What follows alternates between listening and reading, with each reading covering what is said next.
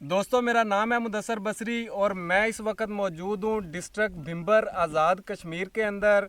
और मेरे हाथ के अंदर जो सांप देख रहे हैं, इसको इंग्लिश के अंदर इंडियन रॉक पाइथन कहते हैं। इसके अलावा इसे एशियन रॉक पाइथन कहते हैं और इसके अलावा इसे ब्लैक टेल्ड पाइथन भी कहते हैं।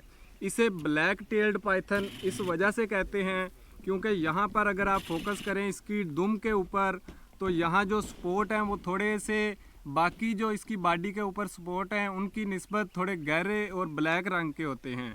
इसे एशियन रॉक पाइथन इस वजह से कहते हैं क्योंकि ये सांप जो है एशियाई ममालिक के अंदर पाया जाता है।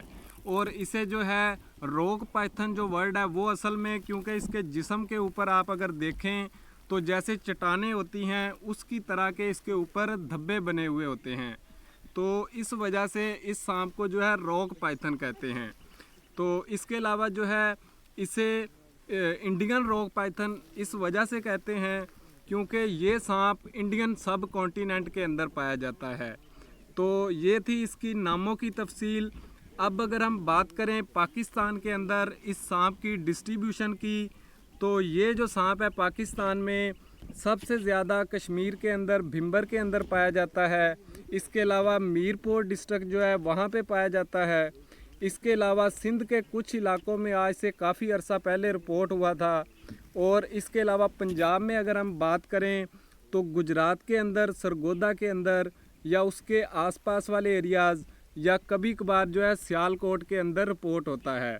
दोस्तों, अगर हम इस सांप की खुराक की बात करें तो ये सांप गीदड़ों के छोटे बच्चे, इसके अलावा कुत्तों के छोटे बच्चे हो गए, इसके अलावा जो वाइल्ड बोर होते हैं उनके छोटे बच्चे, या इसी तरीके से कोई भी मैमल हो वो थोड़े छोटे साइज़ के अंदर हो जो इसके मुंह के अंदर इजीली जो है कंज्यूम करने में इसको इजी लगे, उसको ये जो है खा लेता है।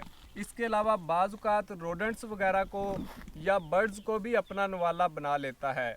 अगर हम इस सांप को यहाँ पे मैं पहचान की बात करूँ तो इस सांप की पूरी बॉडी के ऊपर आप देखेंगे कि ये टेल से लेकर हेड की तरफ ये देखें चट्टानों की तरह के धब्बे बने हुए हैं और ये बिल्कुल आगे पीछे हैं, इसकी कोई तरतीब ख़ास नहीं है। तो ये इसकी वाज़े पहचान है। और इसकी मोटाई की बात करें तो इसकी मोटाई काफ़ी ज़्यादा होती है। अमूमन अगर हम देखें तकरीबन 5 से 6 इंच जो है डायामीटर के अंदर हो सकती है। तो इस सांप की अगर हम लेंथ की बात करें तो ये सांप अभी जो मेरे हाथ में है तकरीबन 5 से 6 फीट का है, जबकि ज़्यादा से ज़्यादा ये सांप जो है पाकिस्तान में अभी तक 15 फीट लंबा रिपोर्ट हुआ है, लेकिन इंडिया के अंदर बाज़-औक़ात 16 से 17 या 18 फीट भी रिपोर्ट हो चुका है। तो इस सांप के अंदर अगर हम जहर की बात करें तो इस सांप में बिल्कुल भी किसी किस्म का जहर नहीं पाया जाता, बल्कि ये एक नॉन वेनमस सांप है जो कि अपने शिकार को अपने जिस्म के बलों के अंदर जकड़ के मारता है, यानी कि ये कंस्ट्रिक्टर सांप है। तो इसके अंदर बिल्कुल भी किसी किस्म का जहर नहीं होता। अगर ये इंसानों को काटता है तो इसके काटने से गहरा ज़ख़म तो हो सकता है, लेकिन इंसान की डेथ नहीं होती। तो ये देखें, ये बार बार छूटने की कोशिश कर रहा है। अगर हम इस सांप की बात करें कि ये जो है कहाँ पे पाया जाता है, तो जहाँ पे ताज़े पानी वाली गुज़रगाहें होंगी, चाहे वो दरिया हों या नहरें हों। इसके अलावा जो है जो स्वैम्प्स होते हैं या दरियाओं के आसपास जो पानी खड़ा होता है वहाँ पे वेटलैंड्स वगैरह में ये आपको इजीली मिल जाता है।